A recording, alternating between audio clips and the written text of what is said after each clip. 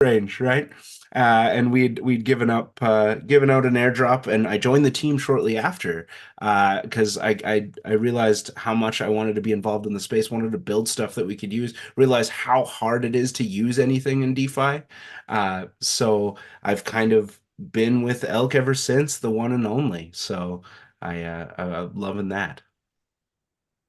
That's awesome. I see we also have Paul here on the line. Good to see you, sir. Although I Oh, think you're muted. Hey, guys. How are you? Doing well. Good, good, good. Good. Just wondered if you wanted to share a couple words about how you got into DeFi. I think that would be great for, for the group to hear. Sure. So, I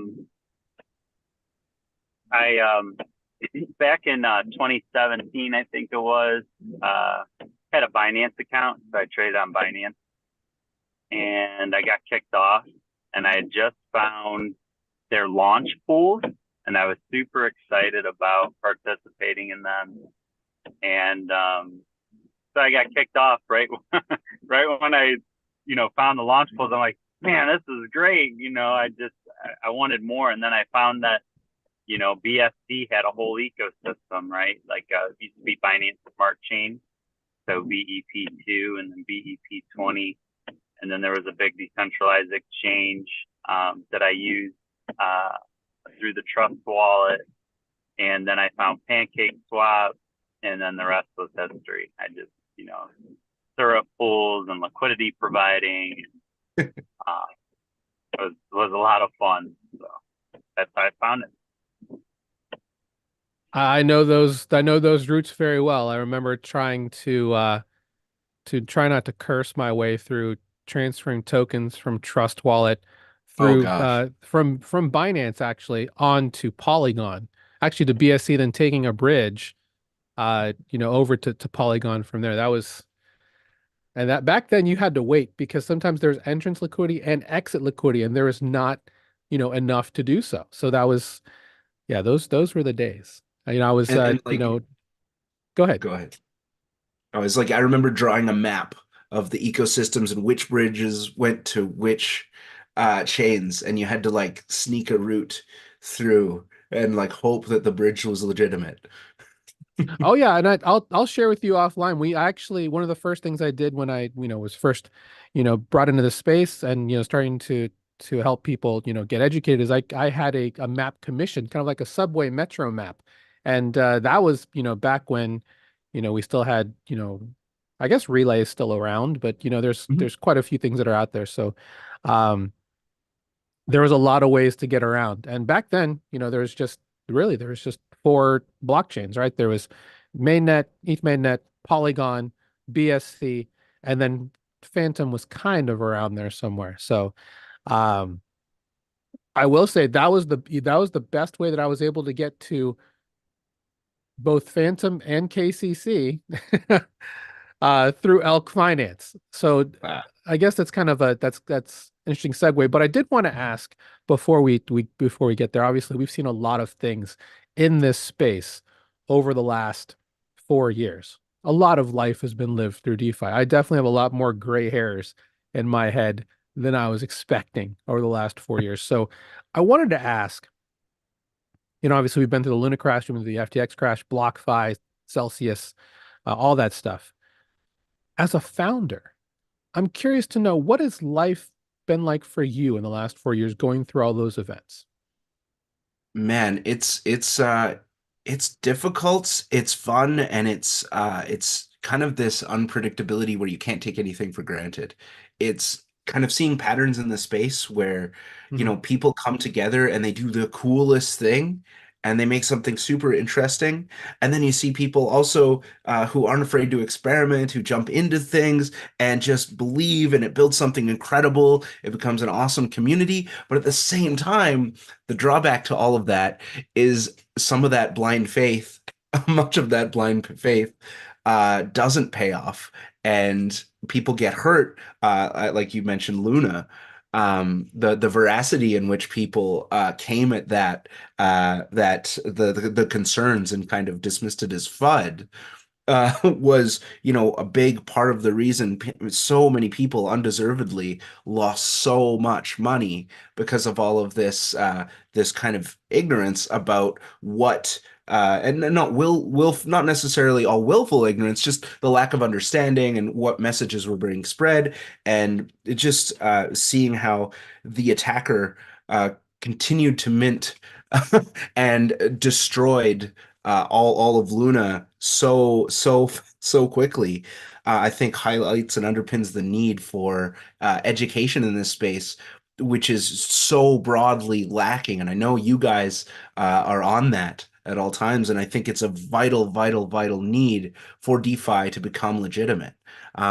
So I think it's just constantly being there and being open to talking to new people about how things work and what it means, and like not taking any question as a stupid question. Agreed. And we can always have our conspiracy theories about why everything happened the way that it did. Exactly. But Yeah. like I told people on our beginner cohort, our level up call on Wednesday, if it wasn't for what we preach, which is, creating buckets for your allocation, if I had gone 100%, even 80% into Luna, like a lot of people that I know, I would have been completely wrecked. Oh So, yeah. being able to diversify, being able to just make sure that you don't put everything in one basket is so important. Um, Paul, I wanted to ask you, you've actually been, working on multiple projects through the last 4 years.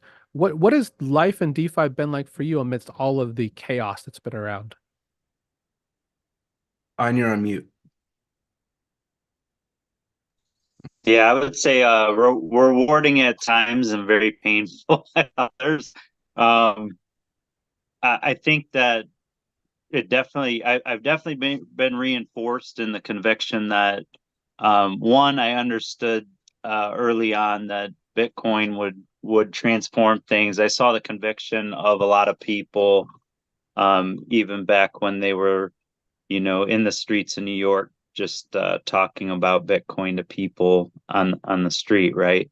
Um, or whatever predates that, but but to pick up on that conviction and then ask around about it a little bit, read a little bit about it in 2012, and then you get feedback like, oh, that's nothing, and then this and that, and then realize and see a deeper meaning in what the financial system is, and then you kind of get attuned with that, and then you start to understand what world markets are, and trying to understand what Bitcoin is. And so then developing the conviction to say, okay, there's a reason for this. And to see that it was so, um, it was so important to a specific group of people to make sure that the world had this technology, and um, to learn maybe about what's actually going on with the financial system and how it's designed. Now, I'm not against the financial system. I think for 8 billion people to get along on the planet, I think our financial system does an okay job of making sure people have what they need, for the most part. And like we all need to take care of each other. But there's problems, right? There's abuses of that system, and those bad actors can't be held accountable. So learning what blockchain is and how it can improve those things makes me more convicted in building products and services that are decentralizing things that are otherwise otherwise centralized and abusive, used for abusive things, because I just believe that the blockchain and DeFi can help people, and so it's important for people like us and people like that are building Beacon to create those safe, gainful experiences and the education platforms for people to onboard and participate in.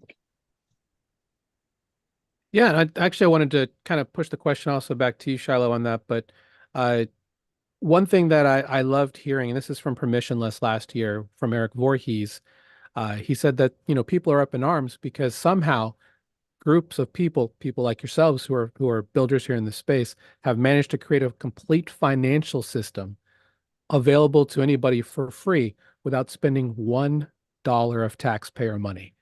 Which, if you Hmm. think about the amount of bureaucracy and red tape that exists in every sovereign nation around the world, is an amazing achievement. And it's growing and maturing. I mean, looking at what DeFi is today as from where it was 4 months ago, Oh my even more gosh. different. So Hmm.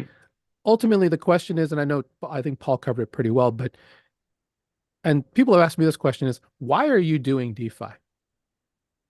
Yeah, so I think it's to make it work. Like it's almost to prove this concept that it can work. Just like you said, using zero tax money, we've created altogether this large ecosystem of decentralized mechanisms that allow the cooperative exchange of value on our own terms. Which I think that needs to be bigger, that needs to be better, that needs to be safer. So I think that's why we do what we do, other than just being a huge nerd and being like, oh, can we make this thing work, right? But it's like, what can we build? We know that decentralization is key, and a blockchain is great, but many blockchains is even better. So if you've got all of these um, you know, these decentralized systems, but then you have them separate from each other, and then a decentralized bridge between them, and then you have people that can actually access it without even maybe realizing how the underpinning piece works, and you don't have to trust it. AKA when we say trustless, as in you do not have to trust it, you know that the code is doing the job and it runs autonomously. Isn't that the dream for everyone? That that we use technology to make our lives easier so that people don't have to do as much stuff and can have a little bit of fun and safely exchange value and just their efforts, without having to worry, right? And I think we're in the infancy of that. We're in the Windows 3.1 era of that. So we want to bring us into Windows 95, 98, and and Just don't like, do ME. Just don't do ME. And I think, no, I will or skip Vista. Millennium Edition or Vista or Yeah, yeah. even Windows 8. Not a big fan. Yeah, yeah, yeah, for sure. Well, let's kind of blend that into, what you guys do in terms of decentralized bridges. So I think ELK is more of an interoperability protocol. Um, Obviously the why is there. I think the best part about ELK that made my life easier is that you had the gas back mechanism, right? You could take, one, as long as you had ELK, you could take one ELK of that and turn it into destination currency. So if I was going to a new blockchain, for example, let's say I'd never been to Polygon before, I'd never been to Avalanche, to Phantom, I was able to get the token, the native gas token there, using ELK without, any worry about that. I'm amazed nobody actually done that using, I can't even remember any of the bridges anymore besides Relay and Gnosis Bridge and some of the others that were out there. But I guess the question I have is, what is the process like in trying to connect chains together? Especially, and you mentioned to me, you guys are on 31 blockchains. I can't even name 31 blockchains off the top of my head. So I what's that like? Just out of curiosity, what's that process like? And what's the I guess the spirit of bringing all these chains together? Yeah, so it's a challenge that needs to be conquered. It's difficult in a way. So many chains have these slight differences. So many chains are more centralized, less centralized than each other. Like before we bring up, Binance Smart Chain, especially in its infancy, that's essentially a centralized, blockchain, right? But you're connecting it to this disparate ecosystem with all of these decentralized chains. They all have their little quirks. Something as simple as their node addresses, like their RPCs, they're what you connect to make it that you can talk to the blockchain and make it work with MetaMask, finding ones that work, running our own nodes on certain chains just to make it work. So many of the challenges I think come from scaling up and encountering these new behaviors. And then once we've solved that, we've also solved that for a bunch of other chains that we connect to. So it's almost like becoming a blockchain of blockchains, because the ElkNet, which is the piece in between all of the blockchains, basically in the center, if you think about it, the hub, needs to basically index and read certain transactions, certain things happening on each blockchain, on all 30 of them, and look for events that are happening that are to do with elk and bridging or sending a message across. So to get all of these things to work together and to get ElkNet, that central mechanism, to understand all of these blockchains and work together, is kind of a feat of uh, uh, you know I, of very difficult proportions.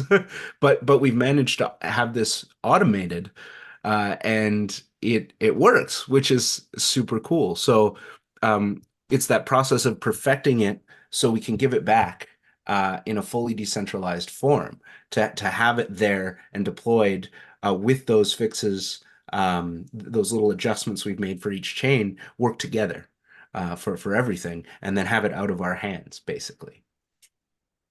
Yeah, Paul, I That's all. wanted to kind of talk about that with you because we had this conversation in Denver specifically about creating, something that's on your roadmap, which is, creating this decentralized bridge as a service. Um, Obviously, there are other projects that are out there that are doing this. What has been the experience been like for you guys in terms of, shifting from, this, lock and release system to what you guys are going to be providing now with your BaaS? So Bass can build one of three different bridge types. So two of them would be, I guess, lock and release, and one would be mint burn. And the other thing that's important to understand is Bass could also use other technologies. So like the different major interoperability protocols, we can use snippets of that or all of them, and Bass can be used to build bridge with what they have. So the one lock release version that we have is reservoir. It's called reservoir style bridge, and that's what Elk is bridgeable on. And so what that helps with is the ability, basically put it, it helps with the ability of special security features that can isolate incidents and make the bridge safer for that particular coin or NFT or message function. And then it also helps with the fragmentation of liquidity so that you can build like novel cross-chain swap experiences or messaging, so that liquidity can be on one chain and interoperable from any. And so there's some complexities to that, but instead of having to have isolated liquidity sources on multiple chains, you can build a system that has, all of your liquidity on one in a very specific range that makes it extremely efficient. So that I would say is a cool thing, and the fact that the way we're doing it is kind of novel and more permissionless than most others are doing it, right? And then, of course, as we aim to decentralize the entire experience as best we can, it opens up for inclusiveness, right? Because I guess Shylo was touching on all those things. Inclusivity is important, and so is with that inclusive inclusive excuse me, being permissionless, so that anybody can use it, inclusive and a non-discriminatory, and that not only that, but the users can become part owner through use and good actions on behalf of the network, fulfilling what it needs.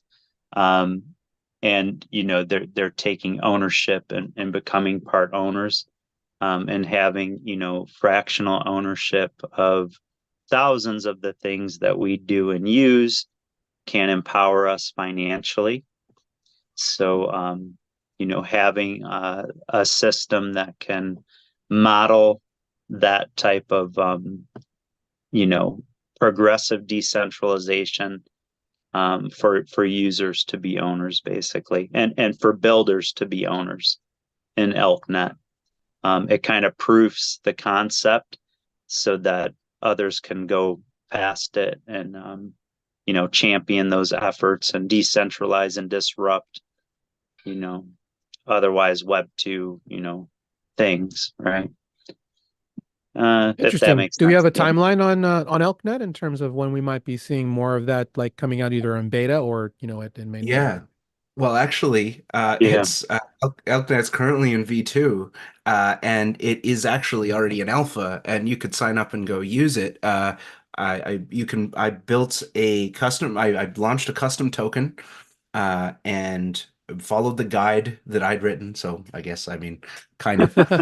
And I deployed the contracts, and I had a cross-chain token on 3 different networks in 25 minutes.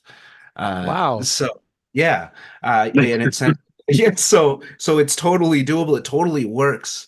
It's been the underpinning of sending Elk across chain, and with Bridge as a service, like that allows giving that power to anyone to use our infrastructure to create a cross-chain token immediately on any one of our more friendly, stable chains that we're connected to. So you could go try it right now and sign up We'll at actually have to get that link out to everybody so they can yeah, give it a shot. That'd be cool. absolutely. And for now, with the current version, the alpha, we don't have a UI yet.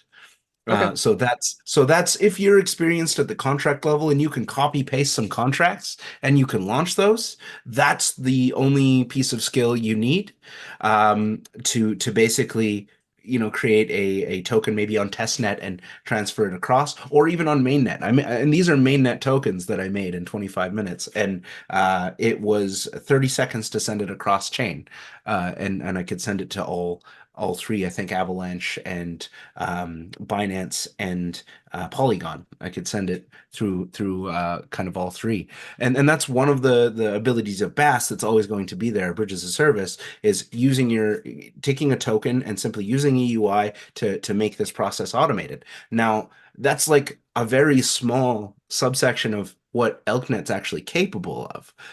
The cool thing about it is that you can actually do any sort of interoperability, any cross-chain dApp you would want. You can send messages of any sort back and forth between any of the blockchains. So they're no longer disconnected completely.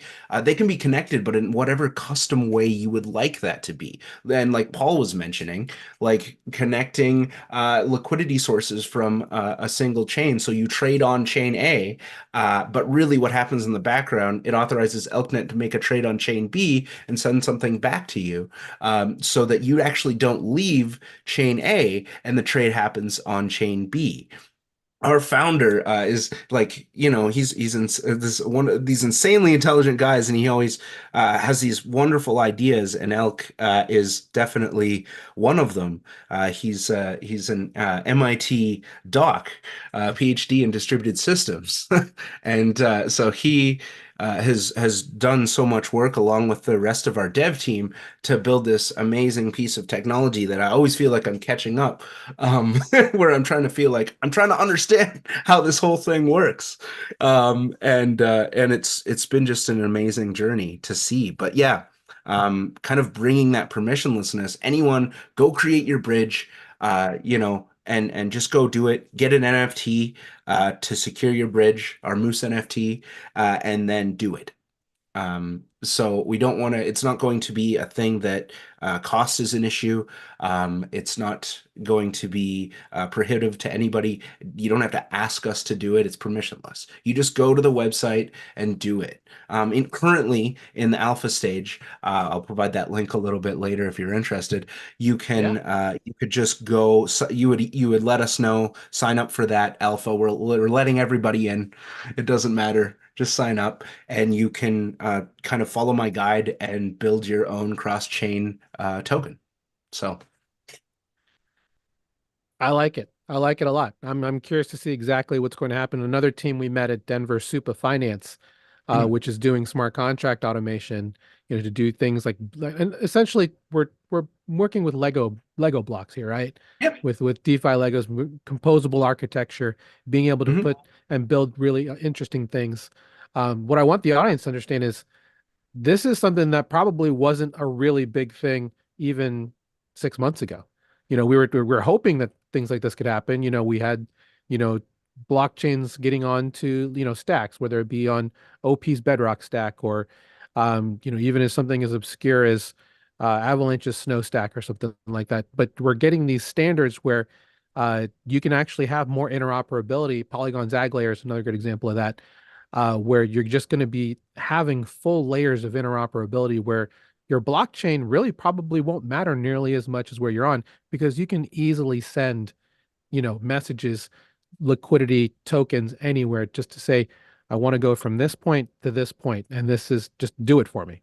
And it's gonna be amazing to see where Elk definitely sits in this conversation. So kudos to you guys for building it, and really excited to see where we go from here. Yeah, for sure. Us too. So I Yeah. wanted to kind of, I'm sorry, go ahead, Paul. Didn't mean to cut you off there. Oh no, I was just agreeing. I was just Okay. agreeing. Mhm. I wanted to shift quickly to another project you guys started, back when we met at Denver that I think really is an interesting pivot for you guys. Not even a pivot. It's a fun little experiment you guys started, which is uh, a hybrid DN404 project called Project Ralph. And this was we've talked about DN404 for you guys here in the group, but we started off with Pandora, probably the best example of an ERC 404, and then like 2 weeks later, Quit and Saigar and those guys came out with DN 404. But it's a hybrid token there where you can own both a token, and then if you own a certain amount of a token, you get an NFT burned for you, based off of that. So Project Ralph was roughly about kind of the same thing that you launched back around the week of April 20th. What was the thought behind releasing a DN404 token? Was it just for funsies and seeing how we could make it work on ElkNet, or what was the thought behind that? Yeah, so it was for a lot of fun, really. We it is kind of like what can ElkNet do? What can we bridge? And to be clear, like yes, we have the same team that is behind Elk, but I mean, I guess in a way it's kind of a different team, separate project. And at the same time, we want to showcase what ElkNet can do and that you can permissionally build it. So at first when we were doing this, we were looking at that ERC 404 standard, and actually we had the whole thing built and it was ready to go. And then we saw this DN 404. And Hmm. then I knew as soon as our founder Ball messaged and he was like, there's actually this better token. There's this DN 404 standard. And I was like, okay, that means that we're gonna have to redo everything. And it was like last minute, boom, okay, let's go. Let's do this. It's better. I tried it out and I'm like, yeah, unfortunately it is better. And so we're gonna have to take this. It does So fix a fairly fatal design flaw that it very much it's yeah. necessary.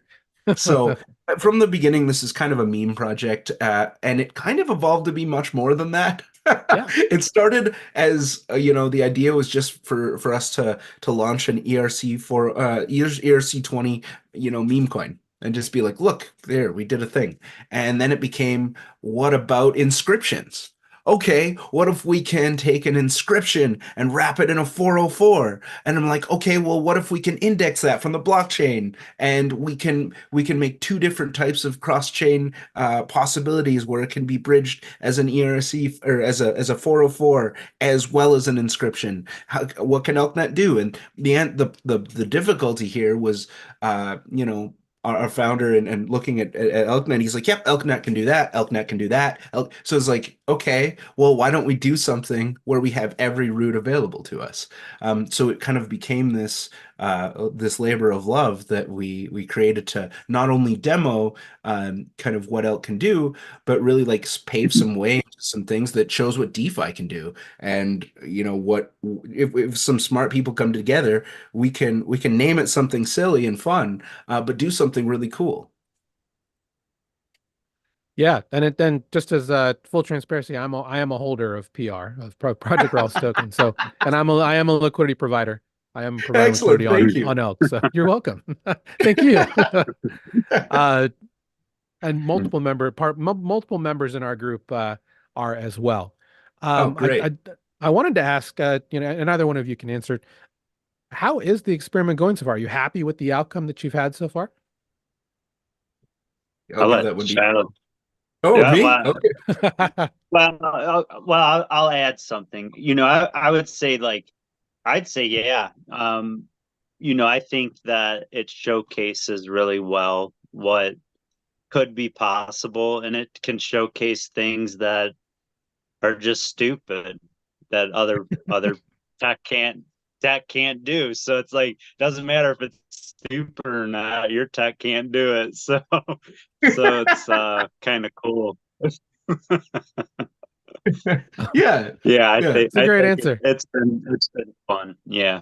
Yeah. It's been really great. It's to the community step up and kind of, have some fun with it. And just like having some of that community involvement is important. Like, discussing which, for example, have community input into which chain you'd like us to launch on next. What UI features do we want? How can that work? And then using the knowledge we gain as individuals to with the indexer, which basically, I mean, I don't want to go into a bunch of technical details, but it keeps track of all of the unwrapped PR, the messages of who holds what on blockchain, on the blockchain on Base right now. So essentially, it's kind of a blockchain on top of a blockchain. The indexer is simply almost an RPC that keeps track of how many unwrapped tokens you have, and then we have the wrapped version, which almost bridges it to like hands it off to the main chain. And then, we've got this other element that's bridging the 404 through ElkNet to yet another blockchain. So it's kind of just doing this crazy stuff to see if we can do it. And technology that's created can seem really silly. Uh, until it's not, I guess. Like if you look at things like, and not to compare the gravity here, but the science of knots, for example, was a big field of study or a very small field of study back in the 1600s and earlier, way back, and people figuring out how many knots there actually are. It was like this fun kind of essentially useless science that they developed. But then, now we're looking at DNA. And what do you know? All that math that people did for fun back then became how do we sequence the human genome? All this knot theory, boom, it's important again. So you never know the thing that you're creating, what kind of innovation that's going to lead to. Yeah, we actually had the MotoSwap team on last week for a Q&A. I don't know if you're familiar with them. They're an independent indexer on Bitcoin L1. Oh, Um, cool. yeah, they're trying to compete with BRC20 with their own version, to create a more decentralized version of indexing and whatnot, obviously off chain and all Hmm. that. But I wanted to I wanted to kind of dive into that for a quick second because for a lot of people, especially in our group, they've heard about inscriptions. They've heard of BRC20, people talking about how it's, the next great thing. And a lot of people think it's completely stupid. And, essentially, we're looking at what we can do with metadata. And it makes sense in the case of Bitcoin. But we've seen inscriptions as a utility, not even a utility, almost like a new asset class in a way, Mhm. move its way to other blockchains. We're seeing Right. it in Cosmos. We're seeing it. We saw it take Avalanche and Arbitrum to their knees Oh with yeah. regards to throughput because so much inscription data was coming through and clogging up all of the servers. So I think it's all smoothed out now in a way. Excuse me. But at the same time, if you could take a second to maybe kind of go from just the origin point as to, what inscriptions are, what they are there to achieve, and at least from a user perspective, why are people so excited about them, at least in a non in an EVM standpoint? Yeah. So I think I'll take this one, Paul, if you're cool with Hmm. that. Yeah. Yeah, yeah, yeah. Uh, so an inscription is actually simply a message. That's all it is. It is a message on a blockchain. That's an inscription isn't like a token in the same sense that you hold that's in a smart contract. It's in like an example in PR's example, it's basically a message that says, uh, what an operation is. Is it a mint? Is it a transfer? And it says the name of the token. It says how much of the token, and it says where the token's going. And it's just a message in brackets that's put on with any transaction. So I could send a message to myself and have this message formatted perfectly and actually in that transfer some PR, some Project Ralph token in our case, to another member. Because it's not about the amount of value I'm sending with that transaction, it's about the message. So what's happening is we have these inscriptions have a separate indexer. And what an indexer is the thing that looks at the blockchain. And so it's listening for that specific message. It's downloading every single block and looking for a transaction with that message. And if it matches perfectly, it picks it up and says, is this valid?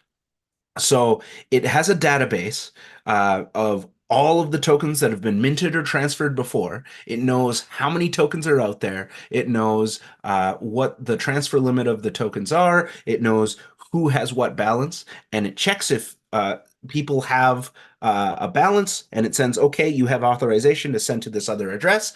Now it's going to mark in the database that this second address is now the balance holder. And it's simply by sending a message. And I think what this enables, like you mentioned, like on Bitcoin, super cool. It allows you to create, in sense, a token on the Bitcoin blockchain by just simply sending a message with the token. So I think it unlocks an actual another option and I don't want to say era, but I think a base of interoperability with Bitcoin.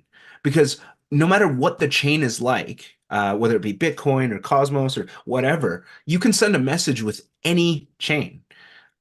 So you unlock this other mode of interoperability where you can start to index these different chains looking for these messages on the blockchains, and then you can transfer between them. So you've got this on EVMs, non-EVMs. It suddenly doesn't matter what the chain architecture looks like because on any given blockchain, you can send any kind of message you want. So it kind of gives a different door to take to move a value across different blockchains or have it mirrored or conduct certain operations where you've got Bitcoin as essentially like a layer one, a really basic layer where you can technically take a message, listen for that message, conduct an entire operation on another blockchain or blockchains, and then simply deliver a message back to the Bitcoin chain, and basically as a proof that you've completed an operation off chain. and it can be, something, a result of something that you now hold, or a swap, or whatever. So it suddenly unlocks this whole other possibility with existing infrastructure, which I think is super exciting. Yeah, So, I agree. I would Go what ahead. when once something's inscribed, can it be undone? so that's a good question. So, when it's actually inscribed forever. Mhm. So that message is there forever. Now, it's up to the indexers to decide when this first message is sent, because anything that's put on a blockchain is there forever, ideally. And if another message is sent, it's simply sent on top, let's say in the next block, or even in the same block, and it's simply done and undone. If you send, oh, do this thing, you have to say, undo this thing. And the indexer is the thing that keeps track. It's essentially a giant spreadsheet that basically keeps track of everything and adds up all the math and determines who has what. Wow. Wow. Yeah, it's interesting technology, really. Yeah, yeah. I mean, when you think about so if we think about some of the other technology that's out there, for a lot of people, they don't realize that a lot of the technology out there, specifically like things like layer zero, it's Hmm. just messaging. It's just Yeah, messaging. And it's just messaging. it's telling the liquidity layer of whatever is interacting with it, saying, hey, Do denominate, this. or rather do this, deduct these tokens from one wallet or swap them for another token and credit them this. So um, the power of messaging, I suppose. Yeah, it's true. And like with to go to prove, like Layer Zero, has these billions of dollars, and they've built something, and I think we've built something arguably more powerful with not billions of dollars, Right. just Yeah. on our own, which I think is pretty darn cool. And isn't that the neatest part about DeFi? That you can have these massive players in the game that can make something cool, but also the little guy can do that. Where else in life is that still alive, you know? I think that's the spirit of Yeah. DeFi, honestly. And we tell Mhm. people that all the time. It's like you're here shoulder to shoulder with some of the brightest minds in the entire world, and investors, institutions, you Yeah. know, low cap farmers. We're all here, and we're all here, Yeah. trying to, just show you what's available and what's possible. And that change, that message, what's interesting is that those goalposts move pretty quickly, in Yes. terms of what's possible. So, um, no, that's great. What do you want to say, Paul? I'm sorry, I didn't want to cut you off there. Oh, I'd just say, yeah. So yeah, DeFi, it's a place where we're not obstructed from doing um what obstructed from what others can do, right? Like even like, I don't know if you're in the US or not, but to invest in certain things, you have to be accredited or non-accredited, and there are many um different things put in place to prevent you. And while you'd say, oh, well, that's conspiracy, it's there for your protection. And really, if you were to participate, that means others could maybe participate less, right? So those people that have billions of dollars and are making millions on their billions would maybe only be able to put in millions of dollars because of all the people that could then step forth and fractionally invest in something or be a part of something. And it kind of resets the table. And tied with that, I think that's what we'll see with like with the SEC and what's going on right now in America. We're fighting for our liberties, and DeFi and crypto, again, it's just a place where we can have that battle. And in that battle, the more um, that would be restricted or we would be prevented from doing, the more everyone learns about it and everyone's educated, and then they can come forth and kind of, um, you know, say what they want, say what they think.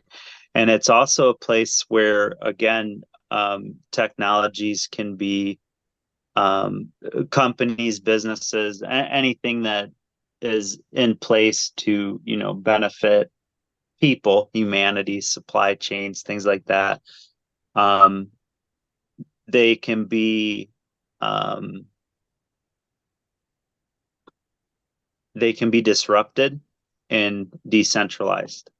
And in that, fractional ownership can be delivered to the many so that they can benefit instead of a centralized, predetermined select few, right? And so at the heart of like ElkNet and inscriptions and Project Ralph, we are demonstrating that.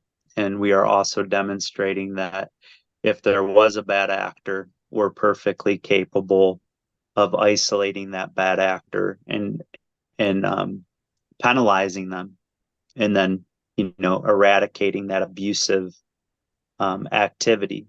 Whereas things that are not on the blockchain, they can get swept under the rug, or the abusers are free to continue to abuse. So that's kind of the neat thing I think about inscriptions. Like, if you can put like images and text and audio, there's a way to bypass censorship and place things on the blockchain. So I don't know, those are just some thoughts that kind of came up as we were talking. No, I agree. I think we're going to learn a lot about DeFi if SEC really tries to make their lawsuit with Uniswap very public. So Yes. there's going to be a lot of light shined on DeFi. So I'm kind of hoping that they do try and make this public, because, one part of our mantra here at Beacon is to normalize DeFi as everyday conversation. So I did have a couple things, based on what you guys are doing with AlkNet, that I wanted to kind of ask about. Based on some things that I was just looking at this week while I was just researching some things. So my first question is, bridging Bitcoin into this system, what are the challenges or lack of challenges for doing that? Is that something that might be on the roadmap? 100% on the roadmap.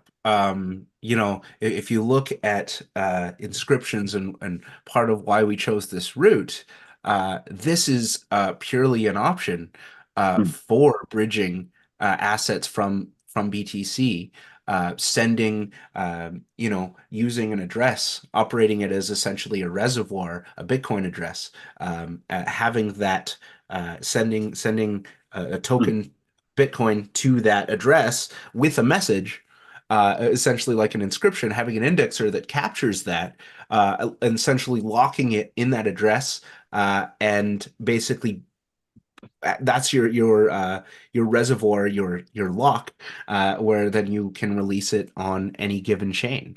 So that's 100% on the roadmap.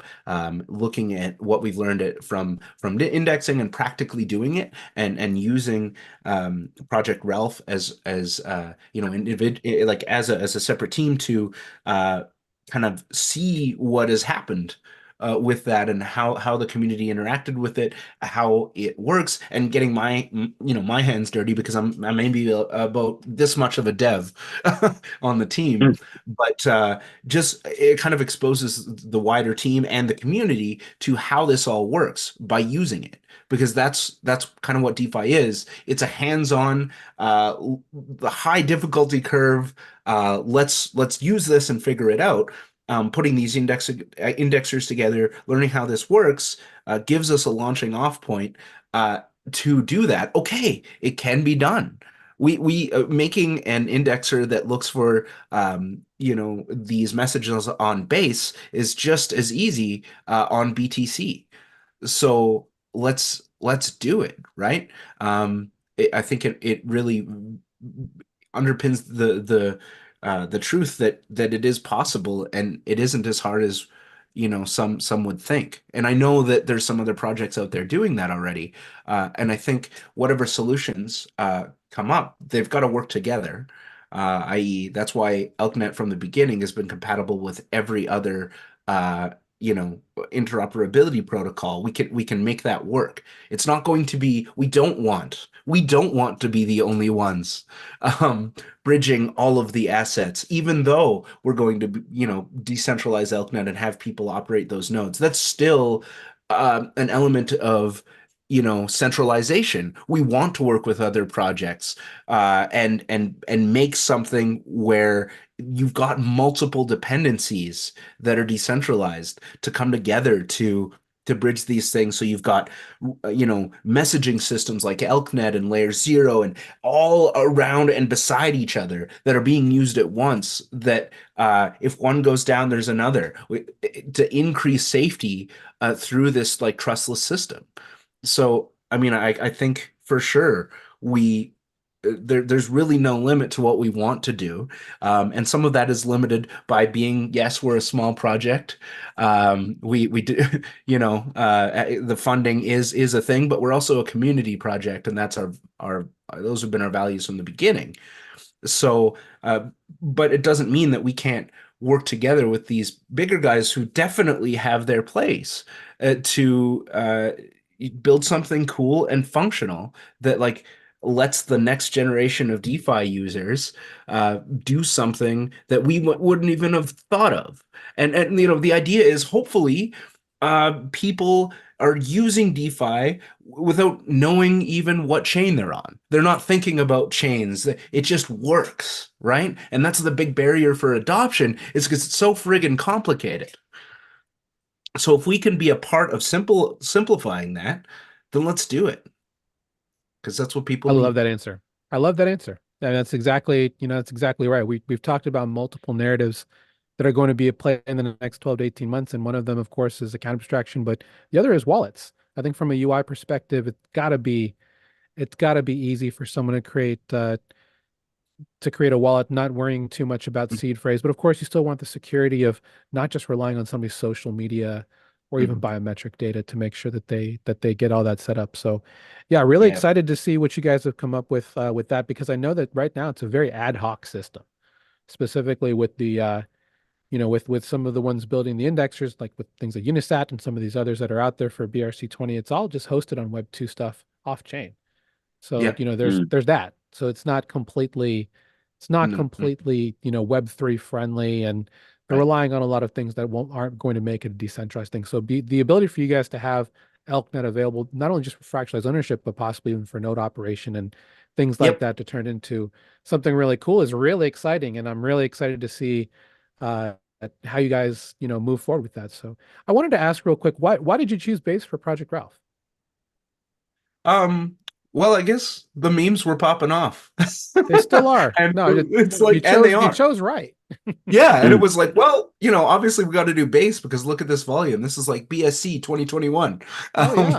We got to get on there and go. And so it'd be the fun way, and I think it actually worked pretty well. The launch went pretty smoothly, and it's like, yeah, and base is a really well designed chain, being a fork of Optimism. It's got inherits that security from Ethereum. It's pretty stable. It doesn't give us any trouble. And they've got a great community, a thriving community there. So it'll be it's definitely, yeah, was kind of the inspiration. Just seems right. Yeah, and if you guys have any questions, feel free to put them in the chat. I see Wayne, who was with us in Denver. You met good old Wayne, Oh he was yeah, always wearing hey. the beacon stuff. Yeah, he's out in Yeah. Australia. Good to see. Yeah, Uh, yeah. Thanks for joining us there, buddy. I know it's late for you. And he had a great question I wanted to ask you about. So I met you at a ZK roll up house. Mhm. So I'm curious, what are you guys doing with zero knowledge proof technology? Well, we want to be on those chains, right? On all of Hmm. the some of those ZK chains, right? Like Right. with the Polygon and the others, yeah, ZK Sync. We have these things on our roadmap for sure. Um, and so yeah, I mean, I think we want to. I think any chain that we can launch on, we kind of inherit some of the security and bolster the ecosystem by then including it in the wider one, right?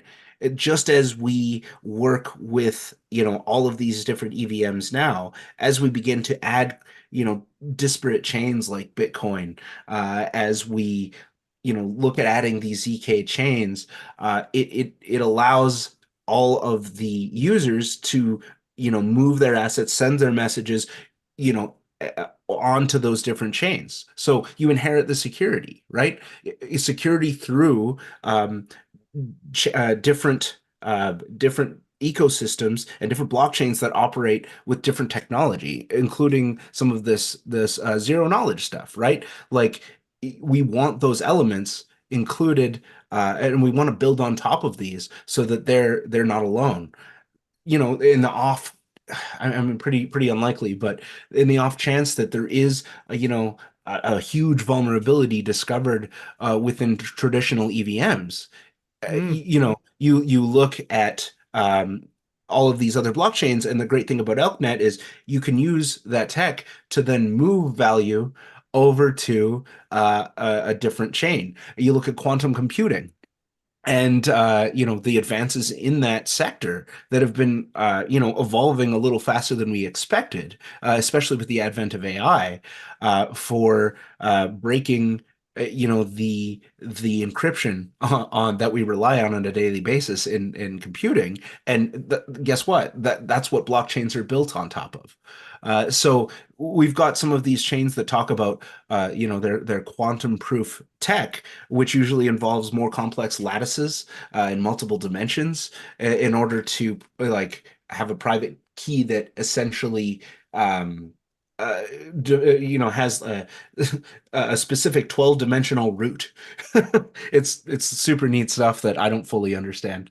But having these chains that offer these solutions, I think is an integral part of security and of the responsibility for the future and inheriting the upgradability that we need. We're able to jump on to the next thing because ElkNet doesn't care what what the chain is actually about.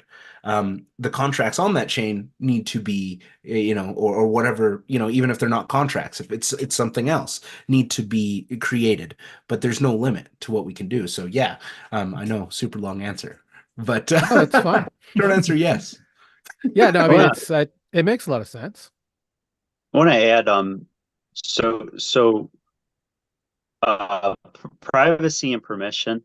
I'd say privacy, permission, and the right to disclose um, are important, you know, along with transparency. So, and there's, outside of just directly connecting chains, there's other things that, can be done with Elknet to build dApps and, other technologies um, that use ZK. So, but we don't got to go too far into that. But yeah, so outside of just directly connecting the chains, there are things that as there are future iterations of like AlpNet and things that we do. Mhm. And you could have like a ZK proof that's conducted on chain and post that, like we were saying, like on Bitcoin, for example, included in a message, right? So you can have the disparate calculation, but then the result that you can then verify has been correctly proven. So like when I say like Elknet inherits, or any other chain you're on almost inherits the security features of whatever we develop, like that's an example, right? We can prove it, and we can use that by sending a simple message. So stuff like that is really intriguing and neat. Yeah, so really it's more about the race to who's building the best provers that are out there, I think, Yeah. and in a most decentralized way that, isn't too centralized, has very few points of failure. And no, that's thinking about the big picture now, that makes a lot of sense. And I hope everybody who's watching this, sees that as well, is that the future is definitely going to be just a lot more, I guess, thrown together, not thrown together, but just blended to the Yeah. point where we were worried about fragmentation, through multiple blockchains in the past. Now they're all just going to be talking to each other through, Yeah. standardized messaging networks with provers and indexers, taking care of both the trust and the security portion of it. And that like, addresses scalability too, because Hmm. you can't all run to one blockchain. I don't care what chain it is. It's going to be quickly unaffordable for those who we preach about wanting to access. So hence, the beautiful design, behind the simplicity of Arbitrum and Base and Optimism and all of those layer twos, right? So, but essentially, it's kind of now like any token or any blockchain can be like a layer, like a layer two on top of another, because we can send those proofs to anything. We can send a message to anything, we can connect anything together. So I think that's going to be Yeah. really exciting. I could see full processing, like co-processing chains, Mhm. specifically with like cheap storage, cheap Yep. execution costs, Yep. cheap DA, building stuff back and forth to literally their goal is to index and prove things. I think that would be probably interesting, I think, for someone to build. I don't know how scalable or sustainable it is, but I mean, I guess that's for all of the Giga Chad brains to think of and not myself. I mean, yeah, and then like if you have multiple chains that do it, simply having a messaging layer that can pick the one that's least busy, and basically using that disparate system to utilize so that it keeps gas costs down. Like I'm sure, like, do I know how to build that? No way, but I know somebody does. I'm sure somebody does. If they can Yeah. fix the fees on base right now, that'd be fantastic. Oh man, is it bad today? It's okay. It's not bad. I mean, 2 weeks ago before they, Oh my did the gosh. I mean, for me just to pay down on a position, I think on extra finance, for leverage, it was like $22.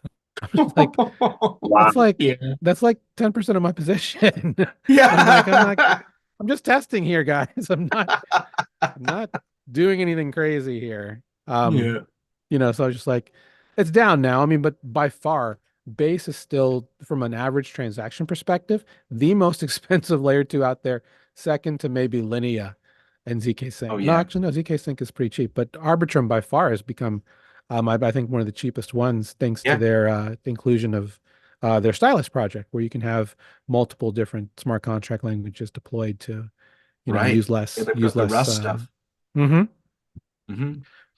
Well, I want to be, respectful for you guys' time. Thank you guys again so much for joining us today. I hope this is one of many conversations our teams have together, Absolutely. down this fantastic path we have here in DeFi. Definitely wanted to just kind of address two things. First is what's on the roadmap for the team that you're willing to share, and anything else you want to plug. Feel free. Yeah, yeah. Thanks. So the big thing that's on the roadmap, the most immediate, is our Bridges to Service UI, which is currently in development, and the beta version of Bridges to Service. You can go use the alpha version right now. I can send those links to you afterwards to share, to read the docs on that. So that's the thing we're most excited for.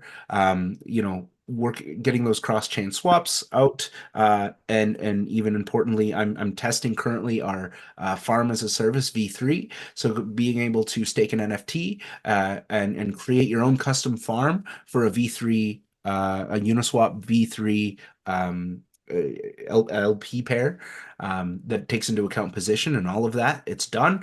We're just working out the final little bugs.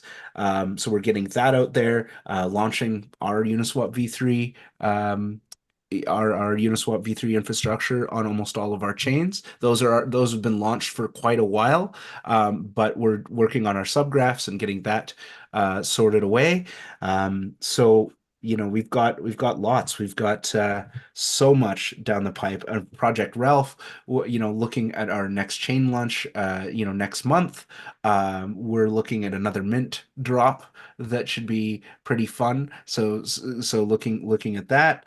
It's just yeah, kind of wild. So we're doing lots and lots of stuff. But on my mind right now, those are the biggest things that we're kind of to stay tuned for quite soon, in the coming weeks and month. We hope we're going to be at ETH Berlin. I don't know if anyone's going to be there, but we're going to head there. So if anyone's there, feel free to come say hi. We'll we'll be there. A little bit more of the team will be there. I know it's sad Paul can't come, but Mm. I'm ridiculing him incessantly. But Last yeah, minute. yeah, but it'll be a good time. So thank you so Well, much for having. I know that KCC was on the list as a vote. I want to cancel that vote by voting for Arbitrum on behalf of the entire mastermind because we start off at Arbitrum. So I think a mint drop at Arbitrum would be fantastic with its Ah, much decreased fees to do so. So Yes, that would be fun. So yeah, feel free to drop that in the chat, I participate. will do that. I'll share those links. I'm sure a lot of us already have those. What about you, Paul? I was just gonna say, yeah, stay tuned. Now that the market's back, we got having we should be having some good good trading and stuff over the next year or so. Probably be a lot of partnerships. All the teams are alive again, and lots of reach out going on, a lot of discussions and just things forming. So stay tuned. Get plugged in and enjoy the ride. That's what I'm most excited for. I'm most excited for working with other teams and creating community events, partnerships, farms, uh, safe, gainful experiences, right? Like I think we talked about that a little bit, like Yeah. we want to create safe and gainful experiences. So yeah, thank you. Yeah, No, thanks so you're very much. welcome. And it was a thrill to be able to meet you guys in Denver. It's kind of one of those things I see. I think the only other memorable meeting that, I mean, I had many memorable meetings, but the one that really kind of took me back was we were at a just before the main event, actually right before I met you guys. We were at an event over at somewhere in uh in Denver, and one of the guys sitting at our table happened to be wearing a Harmony One shirt. And Oh no. I was like, what are you doing here? I was like, Yeah. do you know you should not be wearing that shirt here? And I meant that in the nicest way possible. A nice Yeah, little Yeah. yeah. And he was just like, oh, I was hired 8 months ago. I can only just apologize for things that happened after, before I was hired. But it's just Poor one of guy. those things, right? So you see people from the past, and I'm like, I was thrilled to see you guys at that house, and I'm excited for Mm. the things we'll be collaborating on together moving forward. But I just want to thank you both again for your time, and walking through this. Would love to have multiple more of these, just because I think it's really important to see DeFi, from OGs like you guys, because a lot of people don't realize how much DeFi has changed. We were just literally farming syrup pools and Oh maybe yeah. throwing money in a lottery to keep the floor from completely drying out. Like Mm. on things on BSC and Polygon. Those are the days. But Oh Yeah. man. Mm. man, those are the days. It was so much easier back then. But Yeah, and harder, yeah. but easier.